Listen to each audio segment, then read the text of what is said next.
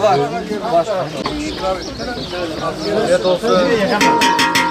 Şu anda Maraş'ta aş çadırımızın olduğu bölgedeyiz. Burada aş çadırımız var, sağlık çadırımız var.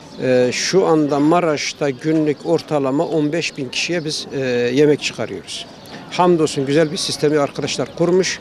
4 kurum olarak sahada çalışmalarımız yoğun bir şekilde devam ediyor. İhtiyaç sahiplerini dertleriyle baş başa bırakmayacağız. Burada çalışmalarımızı inceledikten sonra sel bölgesine geçeceğiz. Sel bölgesinde de çalışmalarımız devam ediyor. Ekiplerimiz sahada. O ekiplerimizi yerinde inceleyeceğiz ve orada ihtiyaç duyduğumuz şeyler doğrultusunda biz orada da yardım çalışmalarımızı inşallah devam ettireceğiz. Şu anda 4 yardım kuruluşu sel bölgesinde biz önce durum tespiti yaptık. Durum tespitiyle beraber evleri zarar gören vatandaşlarımıza ihtiyaç duydukları malzemeler noktasında onlara yardımcı oluyoruz.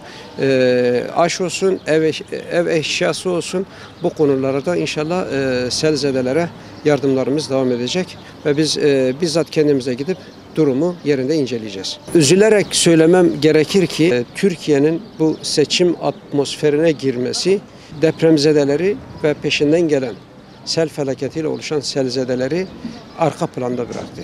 İnşallah buna bir çare bulunur. Sizin gibi medya kuruluşlarının da bunu ön planda tutmasını istiyoruz.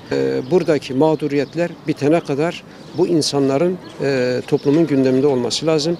Bu doğal afetler her zaman olmaz. Şu anda var olan bir mağduriyet var ve bu mağduriyetin giderilmesi için bu insanların durumunun sosyal medyada, televizyonlarda ve basında velhasıl gündemde tutulması gerekiyor.